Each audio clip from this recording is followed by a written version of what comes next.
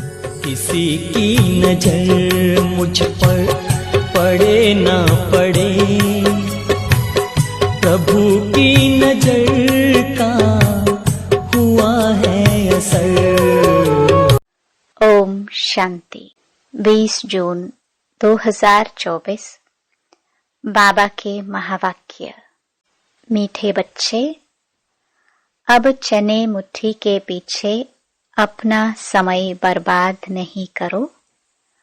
अब बाप के मददगार बन बाप का नाम बाला करो। विशेष कुमारियों प्रति प्रश्न। इस ज्ञान मार्ग में तुम्हारे कदम आगे बढ़ रहे हैं, उसकी निशानी क्या है? उत्तर। जिन बच्चों को शांति धाम और सुख धाम सदा याद रहता है, याद के समय बुद्धि कहाँ पर भी भटकती नहीं है। बुद्धि में व्यर्थ के ख्यालात नहीं आते। बुद्धि एकाग्र है, झुटका नहीं खाते, खुशी का पारा चढ़ा हुआ है। तो इससे सिद्ध है कि कदम आगे बढ़ रहे हैं। ओम शांति। बच्चे इतना समय यहाँ बैठे हैं, दिल में भी आता है कि हम जैसे शिवालय में बैठे हैं। शिव बाबा भी याद आ जाता है, स्वर्ग भी याद आ जाता है। याद से ही सुख मिलता है। यह भी बुद्धि में याद रहे, हम शिवालय में बैठे हैं तो भी खुशी होगी। जाना तो आखिरीन सभी को शिवालय में है। शांति धाम में कोई को बैठ नहीं जाना है। वास्तव में शांति धाम को भी शिवालय कहेंगे, सुख धाम को भी शिवालय कहेंगे। दोनों स्थापन करते हैं। तुम बच्चों को याद भी दोनों को करना है। वो शिवालय है शांति के लिए और वो शिवालय है सुख के लिए। ये है दुख धाम। अभी तुम संगम पर बैठे हो। शांति धाम और सुख धाम के सिवाय और किसकी भी याद नहीं होनी चाहिए। भल कहाँ भी बैठे हो, धंधे आदि में बैठे हो, तो भी बुद्धि में दोनों शिवालय याद आने चाहिए। दुख धाम भूल जाना है। बच्चे जानते हैं ये वैश्यालय दुख धाम अब खत्म हो जाना है। यहाँ बैठे तुम बच्चों को झुटका आदि भी नहीं आना चाहिए। बहुतों की बुद्धि कहाँ कहाँ और तरफ चली जाती है। माया के विघ्न पड़ते हैं। तुम बच्चों को बाप घड़ी घड़ी कहते हैं, बच्चे मन मना भव। भिन्न भिन्न प्रकार की युक्तियां भी बतलाते हैं। यहाँ बैठे हो, बुद्धि में यह याद करो कि हम पहले शांति धाम शिवालय में जाएंगे, फिर सुखधाम में आएंगे। ऐसा याद करने से पाप कटते जाएंगे। जितना तुम याद करते हो उतना कदम बढ़ाते हो। यहाँ और कोई ख्यालात में नहीं बैठना चाहिए, नहीं तो तुम औरों को नुकसान पहुंचाते हो। फायदे के बदले और ही नुकसान करते हो। आगे जब बैठते थे तो सामने कोई को जांच करने के लिए बिठाया जाता था। कौन झुटका खाते हैं, कौन आंखें बंद कर बैठते हैं, तो बड़ा खबरदार रहते थे।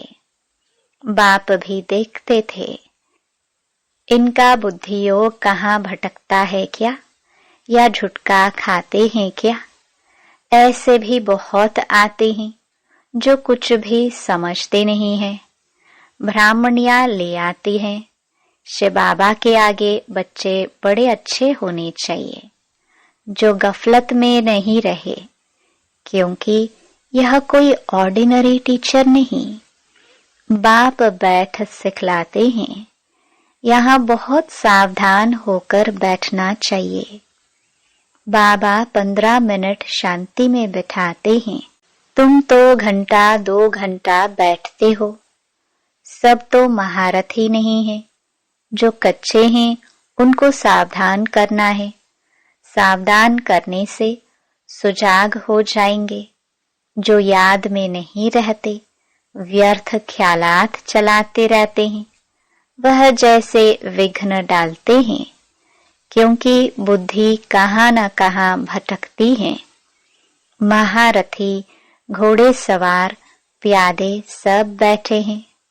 बाबा आज विचार सागर मंथन करके आए थे। म्यूजियम में अथवा प्रदर्शनी में तुम बच्चे जो शिवालय, वेश्यालय और पुरुषोत्तम संगम युग तीनों ही बताते हो, यह बहुत अच्छा है समझाने के लिए। यह चित्र बहुत बड़े बड़े बनाने चाहिए। सबसे अच्छा बड़ा हॉल इनके लिए होना चाहिए, जो मनुष्यों की बुद्धि में झट बैठे। बच्चों का विचार चलना चाहिए कि इसमें हम इम्प्रूवमेंट कैसे लाए। पुरुषोत्तम संगम युग बहुत अच्छा बनाना चाहिए। उससे मनुष्यों को बहुत अच्छी समझानी मिल सकती है। तपस्या में भी तुम 5-6 को बिठाते हो, परंतु नहीं, 10-15 को तपस्या में बिठाना चाहिए। बड़े बड़े चित्र बनाकर क्लियर अक्षर में लिखना चाहिए। तुम इतना समझाते हो, फिर भी समझते थोड़े ही हैं। तुम मेहनत करते हो समझाने के लिए। पत्थर बुद्धि है ना, तो जितना हो सके अच्छी रीति समझाना चाहिए। जो सर्विस में रहते हैं उन्हों को सर्विस बढ़ाने का ख्याल करना है। प्रोजेक्टर प्रदर्शनी में इतना मजा नहीं है जितना म्यूजियम में। प्रोजेक्टर से तो कुछ भी समझते नहीं। सबसे अच्छा है म्यूजियम, भल छोटा हो। एक कमरे में तो यह शिवालय, वेश्यालय और पुरुषोत्तम संगम युग का सीन हो। समझाने में बड़ी विशाल बुद्धि चाहिए। बेहद का बाप, बेहद का टीचर आए हैं तो बैठ थोड़े जाएंगे कि बच्चे MA BA पास कर ले। बाप बैठा थोड़े ही रहेगा, थोड़े टाइम में चला जाएगा। बाकी थोड़ा समय है तो भी जागते नहीं। अच्छी अच्छी जो बच्चियां होंगी वह कहेंगी कि इन 400-500 रुपयों के लिए क्यों हम मुफ्त अपना टाइम बर्बाद करें। फिर शिवालय में हम क्या पद पाएंगे। बाबा देखते हैं कुमारियां तो फ्री हैं, भल कितना भी बड़ा पगार हो तो भी यह तो जैसे मुट्ठी में चने हैं। ये सब खलास हो जाएंगे, कुछ भी रहेगा नहीं। बाप चने मुट्ठी अब छुड़ाने आए हैं, परंतु छोड़ते ही नहीं हैं। उसमें है चने मुट्ठी, इसमें है विश्व की बादशाही। वह तो पाई पैसे के चने हैं, उनके पिछाड़ी कितना हैरान होते हैं। कुमारियां तो फ्री हैं, वह पढ़ाई तो पाई पैसे की है। उनको छोड़ यह नॉलेज पढ़ते रहे तो दिमाग भी खुले। ऐसी छोटी छोटी बच्चियां बड़ों बड़ों को बैठ नॉलेज दे। बाप आए हैं शिवालय स्थापन करने। यह तो जानते हैं कि यहाँ का सब कुछ मिट्टी में मिल जाना है। यह चने भी नसीब में नहीं आएंगे। किसकी मुट्ठी में 5 चने अर्थात 5 लाख होंगे, वह भी खत्म हो जाएंगे। अभी टाइम बहुत थोड़ा है। दिन प्रतिदिन हालात खराब होती जाती है। अचानक आफतें आ जाती हैं। मौत भी अचानक होते रहते हैं। मुट्ठी में चने होते ही प्राण निकल जाते हैं। तो मनुष्यों को इस बंदरपने से छुड़ाना है। सिर्फ म्यूजियम देख खुश नहीं होना है, कमाल कर दिखाना है, मनुष्यों को सुधारना है। बाप बच्चों को विश्व की बादशाही दे रहे हैं, बाकी तो भुगरा चना भी किसको नसीब में नहीं आएगा, सब खत्म हो जाएंगे। इससे तो क्यों ना बाप से बादशाही ले लो, कोई तकलीफ की बात नहीं। सिर्फ बाप को याद करना है और स्वदर्शन चक्र फिराना है। भुगरों से चनों से मुट्ठी खाली कर, हीरे जौहरों से मुट्ठी भरकर जाना है। बाप समझाते हैं, मीठे बच्चे, इन चने मुट्ठी के पिछाड़ी तुम अपना समय क्यों बर्बाद करते हो? हाँ, कोई बुजुर्ग हैं, बाल बच्चे बहुत हैं, तो उनको संभालना होता है। कुमारियों के लिए तो बहुत सहज है, कोई भी आए तो उनको समझाओ कि बाप हमको यह बादशाही देते हैं, तो बादशाही लेनी चाहिए ना। अभी तुम्हारी मुट्ठी हीरों से भर रही है, बाकी और तो सब विनाश हो जाएंगे। बाप समझाते हैं, तुमने 63 जन्म पाप किए हैं। दूसरा पाप है बाप और देवताओं की ग्लानि करना। विकारी भी बने हैं और गाली भी दिया है। बाप की कितनी ग्लानि की है। बाप बच्चों को बैठ समझाते हैं, बच्चे टाइम नहीं गंवाना चाहिए। ऐसे नहीं बाबा हम याद नहीं कर सकते। बोलो बाबा हम अपने को आत्मा याद नहीं कर सकते, अपने को भूल जाते हैं। देह अभिमान में आना गोया अपने को भूलना। अपने को आत्मा याद नहीं कर सकते तो बाप को फिर कैसे याद करेंगे? बहुत बड़ी मंजिल है, सहज भी बहुत है। बाकी हाँ, माया का अपोजिशन होता है। मनुष्य गीता आदि भल पढ़ते हैं, परंतु अर्थ कुछ भी नहीं समझते। भारत की है ही मुख्य गीता। हर एक धर्म का अपना अपना एक शास्त्र है। जो धर्म स्थापन करने वाले हैं उनको सतगुरु नहीं कह सकते, यह बड़ी भूल है। सतगुरु तो एक ही है, बाकी गुरु कहलाने वाले तो ढेर हैं। कोई ने कारपेंटर का काम सिखाया, इंजीनियर का काम सिखाया, तो वह भी गुरु हो गया। हर एक सिखलाने वाला गुरु होता है। सतगुरु एक ही है। अब तुमको सतगुरु मिला है, वह सत्य बाप भी है तो सत्य टीचर भी है। इसलिए बच्चों को जास्ती गफलत नहीं करनी चाहिए। यहाँ से अच्छी रीति रिफ्रेश होकर जाते हैं, फिर घर जाने से यहाँ का सब भूल जाते हैं।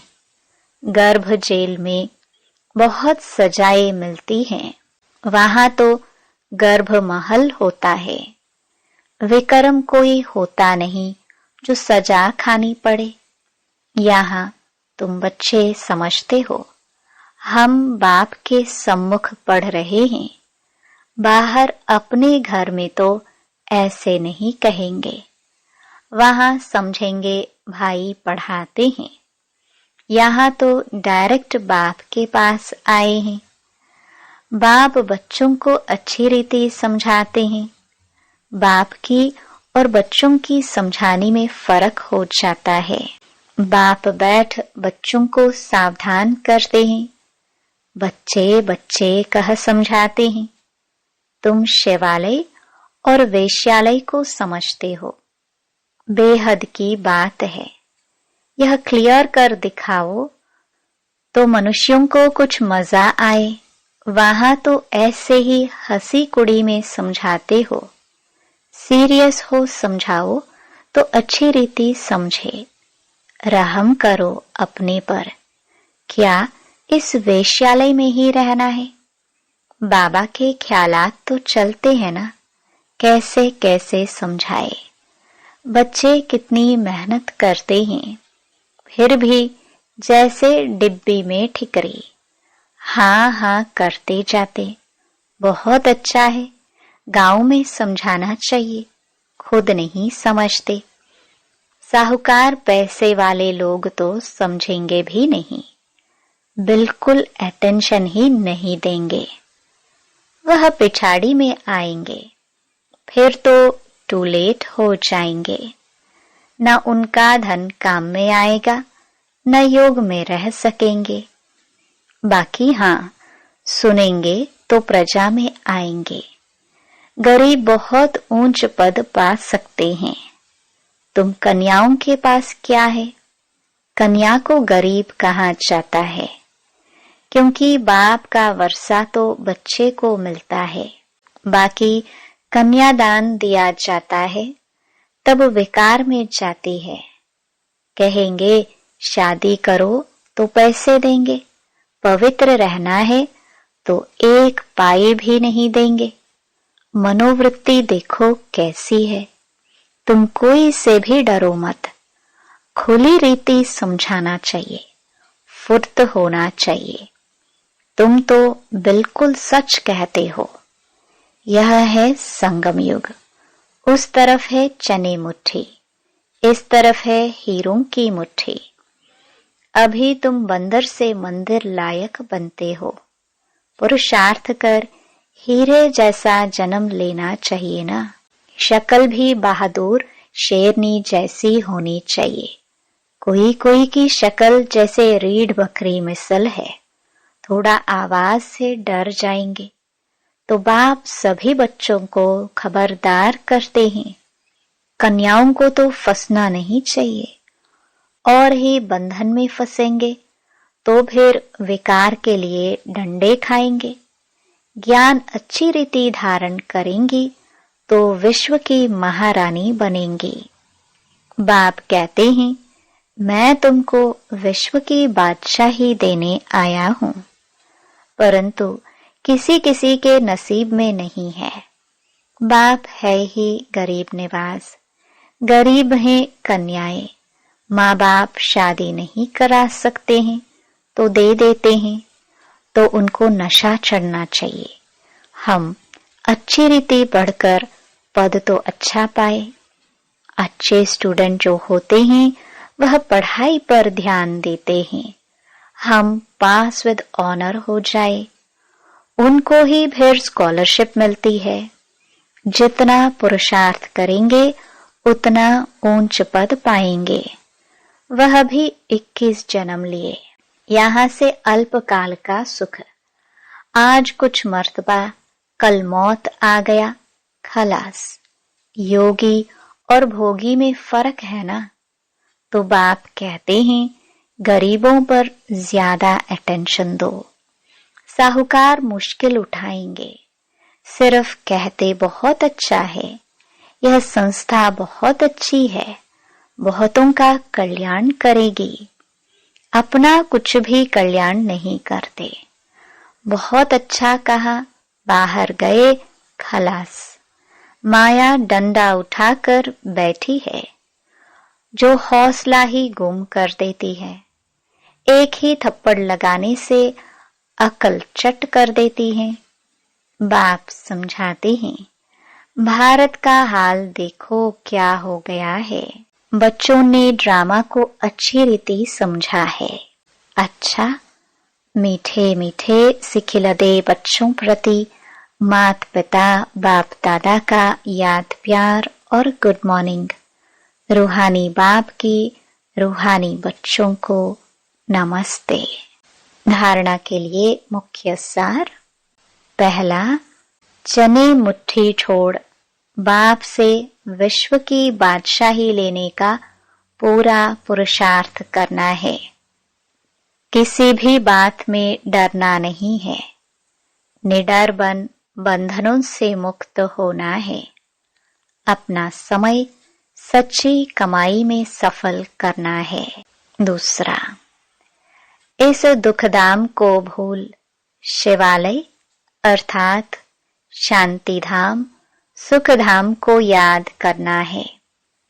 माया के विघ्नों को जान उनसे सावधान रहना है। वरदान।